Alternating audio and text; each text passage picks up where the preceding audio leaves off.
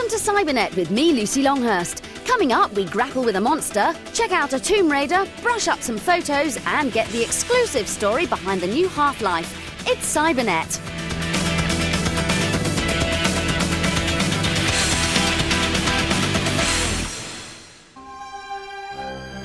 We begin this week's show in the company of that acrobatic adventurer Lara Croft. For her latest game, Tomb Raider: The Last Revelation on the PC, she's travelled to Egypt. However, our heroine is about to make a terrible mistake. By removing the Amulet of Horus from the tomb of the evil Set, she unwittingly releases the wrath of this ancient god.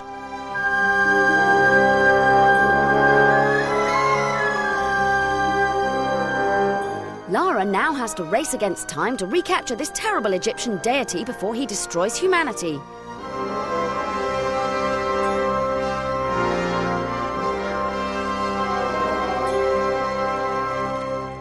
Luckily, our athletic explorer has some new tricks to help her. She can now climb poles and swing on ropes.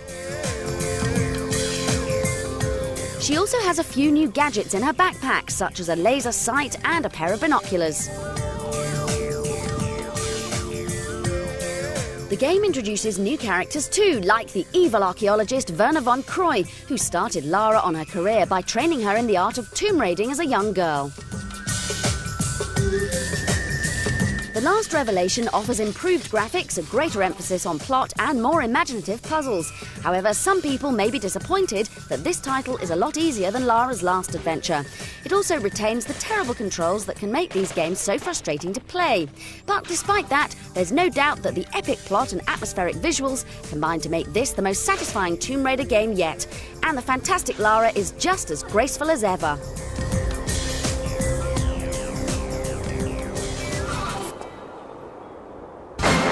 Cybernet gets groovy now as we showcase our top 10 video game dancers. Look at that baby move. Popeye's Bundle of Joy Sweet Pea bops in at number 10. At 9, in an attempt to distract us from their singing, the Spice Girls show us their moves. The funky flock from Sheep know how to disco and go straight in at number 8. Floats like a butterfly, moves like Michael Jackson. Ready to Rumble's Afro Thunder shows off his fancy footwork at 7. At 6, that posing pussy Kitty N shows us all the best ways to bust a groove. With moves to bring tears to your eyes, Chop Chop Master Onion Head jams into number 5. At 4, South Park Chef shows that he's got much more to offer than his culinary techniques. He may be made of granite, but look at him go! King Goron from The Legend of Zelda rocks in at 3. At number 2, a digital David Bowie displays some very odd manoeuvres as Boz from The Nomad Soul. But at number 1, the king and queen of the ballroom, Squall and Rinoa from Final Fantasy VIII.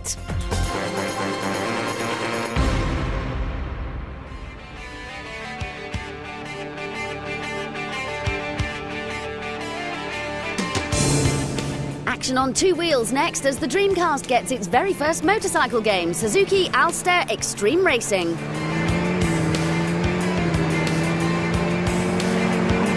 With 12 tracks and 6 different motorbikes to ride, you're given the chance to compete in an increasingly difficult motorcycle championship. The aim of the game is to become good enough to race for the legendary Suzuki Alstare team. After all the realistic motorcycle games that we've seen recently, this one seems a strangely old-fashioned affair. Instead of driving around real racetracks, you get the chance to cruise by some unlikely locations, such as through a canyon or along the beach. The analog steering initially feels very twitchy, but once you get used to this, you'll find the handling to be very responsive. The way that the bikes collide with objects can also be extremely unconvincing, but after playing the game for a while, we love the exhilarating feeling of speed. Suzuki Alstare Extreme Racing is a simple game, but its sheer pace makes it a lot of fun.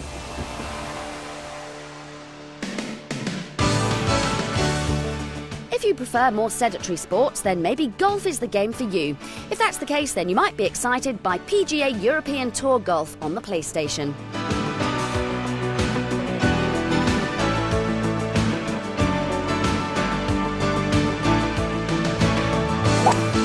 game hopes to recreate the action of a real PGA European Tour by featuring all the official courses and many of the world's top players.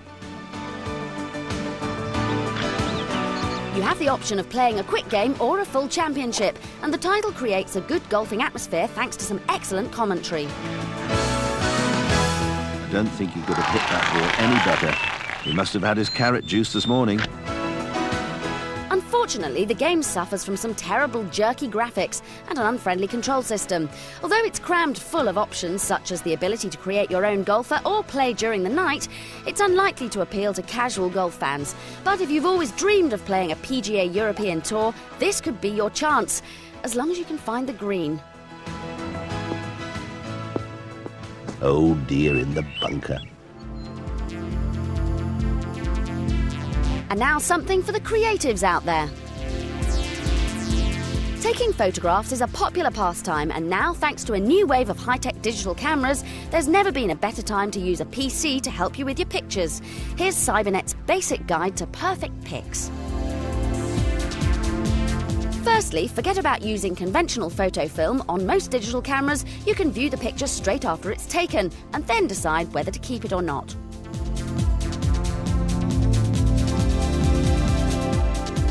With many cameras, your images are stored on a smart card. You can then insert this card into a floppy disk and, with the help of a basic program, transfer your work to a computer. Another option is to scan the card by simply plugging the camera straight into your PC. Now that you've got your images on screen, you'll need one of the many packages around to apply those finishing touches. If you have a special picture that you haven't captured digitally, then this software also lets you use a scanner. With most software, simple step-by-step instructions take you through all the tools you'll need to touch up your photos. Amongst other things, you can brighten up or enhance any unclear snapshots and also remove any scratches or blemishes. Apart from tidying your pictures and increasing their quality, you can have fun with the special effects.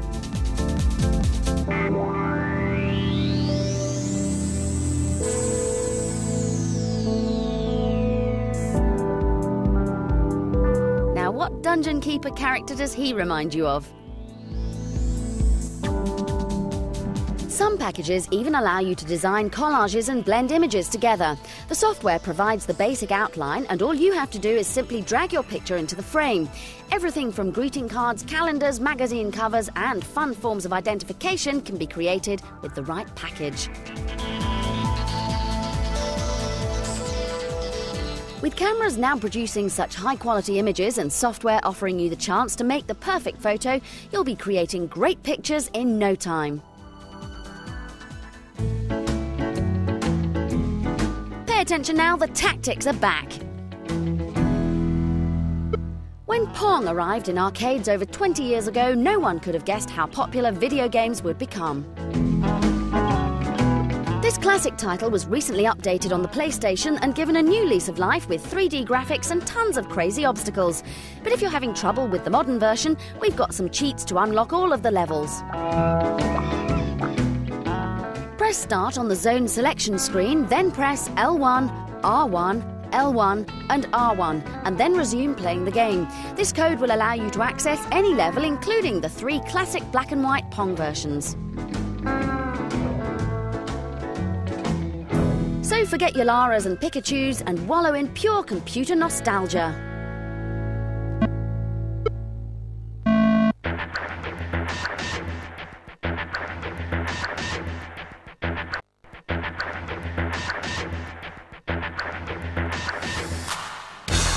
Are you a man or woman of action? Do you think Bruce Willis is the best actor in the world? If you do, check out Dynamite Cop on the Dreamcast, a game that's got more stunts and fights than your average Die Hard movie.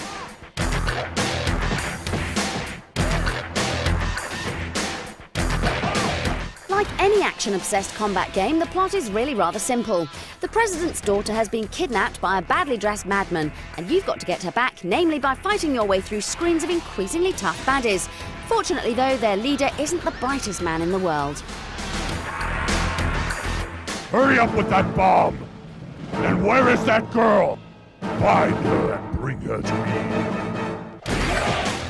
Whilst you can play the game by yourself, we found it was much more fun to battle away with a friend. Not only does this effectively double your attack, but best of all, you can use your mate as a weapon by picking him or her up and using them as a kind of large club.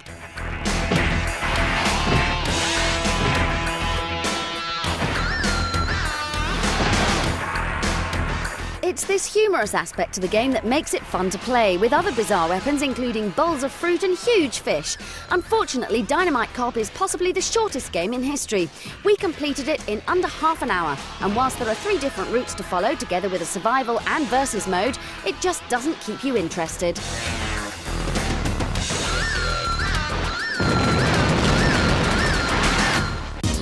OK, time for our competition now, so grab a pen.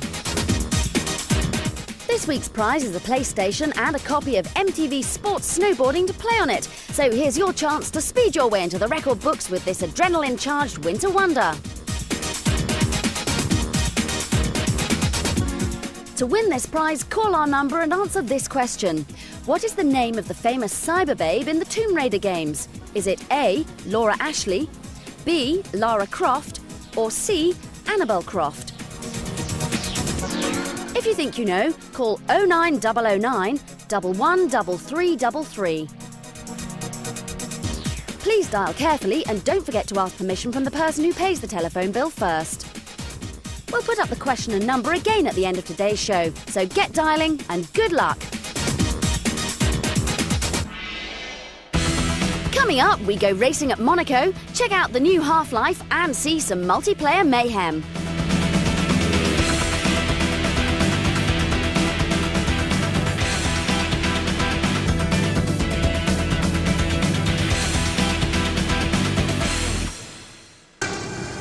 Anyone who's played Half-Life knows that it's much more than just another Quake clone. Blending a great plot with interactive characters, fantastic weapons and superb interconnecting levels, it instantly became a classic. And now, hoping to emulate its success, Half-Life Opposing Force has arrived, an add-on pack that's just as innovative as the original.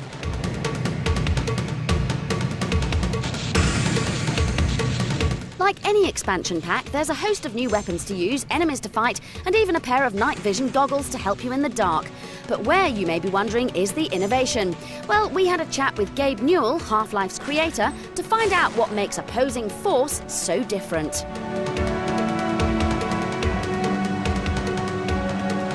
In Opposing Force, it's actually a very interesting story because it occurs at the same time that Half-Life occurs.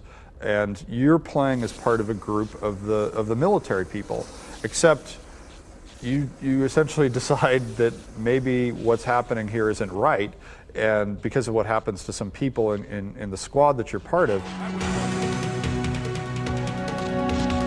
And as you're playing at exactly the same time as the original, you'll even get to meet, well, yourself. A couple times in the game, you'll actually run into Gordon Freeman. Gordon won't know it because, as you know, when Gordon was playing the game, he never saw a group of grunts who were protecting him. But you will actually learn that Gordon was able to complete his missions because of various things that were going on behind the scenes. For anyone who's completed Half-Life, Opposing Force is the ultimate addition. Superb level design, quality visuals and immersive sound effects all combine to make this the best add-on pack you can get.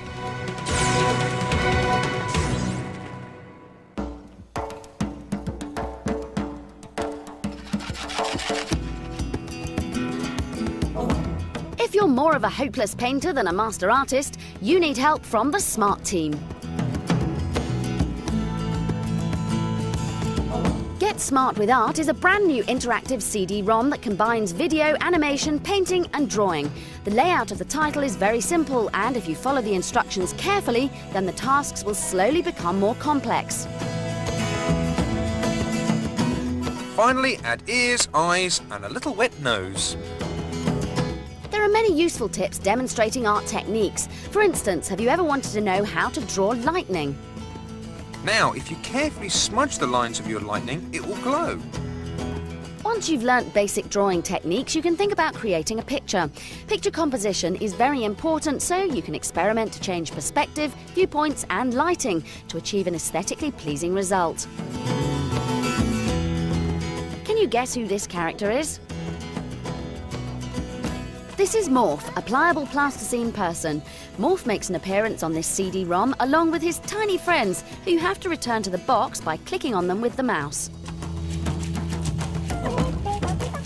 If you fancy taking a break from painting, you can visit the cinema. Many short animated films of Morph are featured, so you can watch him and his friend Chaz get into trouble.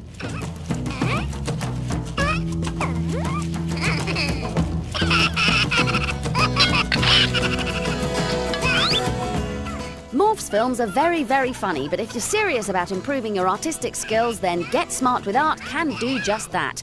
The simple yet essential techniques featured will get you well on the way to becoming a competent artist.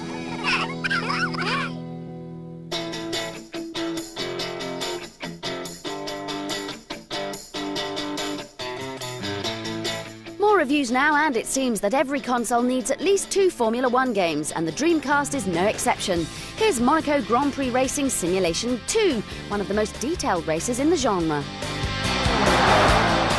Although the lack of an official license makes it feel slightly unrealistic, it has just about everything else.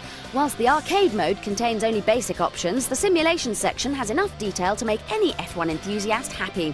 Every possible part of the car can be customised, and you'll even experience mechanical failure during a race, just like real life. The graphics are incredibly realistic, with great-looking circuits and pixel-perfect cars.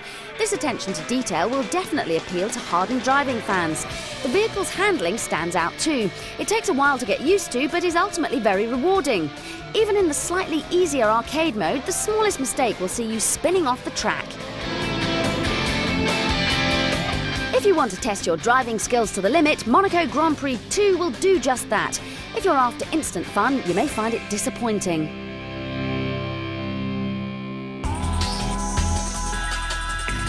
Onto a game where you still get to drive fast cars, it's just that they don't necessarily belong to you. The sequel to the hugely successful but highly controversial GTA has arrived, and once again it gives you the chance to be a bad guy.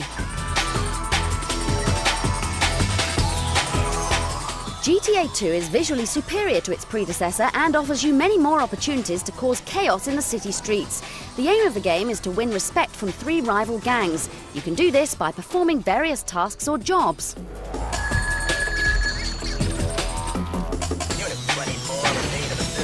After a while, the action does become repetitive and can be quite violent at times, but the missions later in the game do vary and will require some thought as well as skillful driving.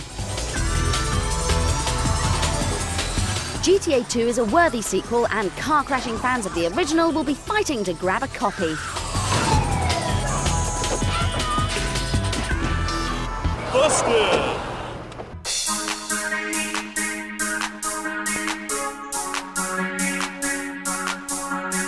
September 1999, the Tokyo Game Show in Japan, and there was only one thing on the minds of the hordes of people that invaded the huge arena, and that was to catch a glimpse of the new super console, PlayStation 2. In our first report, we unveiled for the first time on TV the machine and some of its incredible games, including this spectacular beat-em-up called The Bouncer. But that was months ago, so we thought we'd show you a few more incredible titles we uncovered on our travels. Amongst the thousands of eager gamers crowding around the booths, there was a surprising amount of old games receiving the glossy PlayStation 2 treatment. An early version of Ridge Racer was on show, but most people wanted to see the awesome Tekken Tag Team tournament.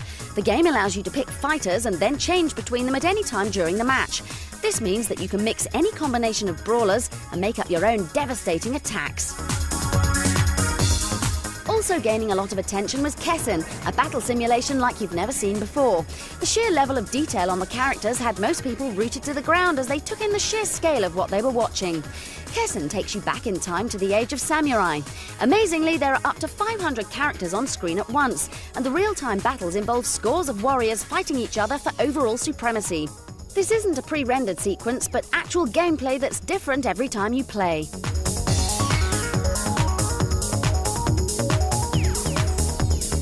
One of the more original games was this musical adventure that probably owes its inspiration to the pop group the Spice Girls. It doesn't have a title as yet, but from what we can see, it combines elements of Buster Groove, the dancing simulator, and Jamalami. Again, the level of detail was astounding and the lighting stunning.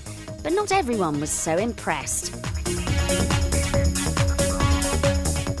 finally, good news for RPG fans. The Legend of Lagoon, a spectacular adventure produced over 3 years, hopes to better even Final Fantasy and looks amazing. We'll have more on it soon, so keep watching the show that's always first with all the action.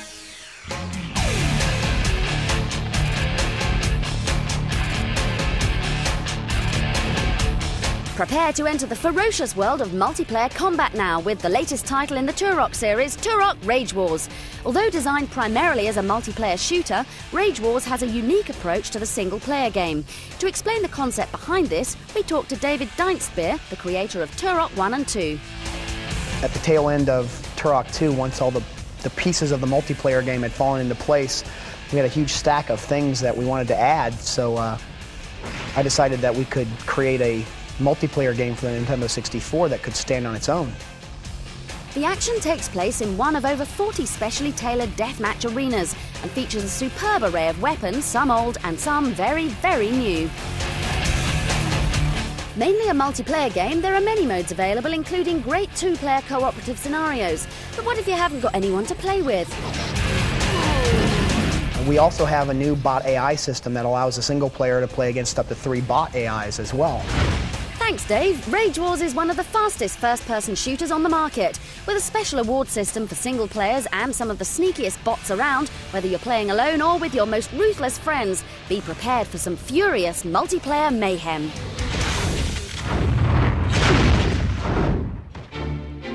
That's all we've got time for in this programme. We hope you enjoyed the show. Don't forget there's a console and game up for grabs, so why not give our competition a try? Until we return, there's one more treat for you and a chance to check out even more of the brilliant Final Fantasy VIII. It rules! It's Cybernet.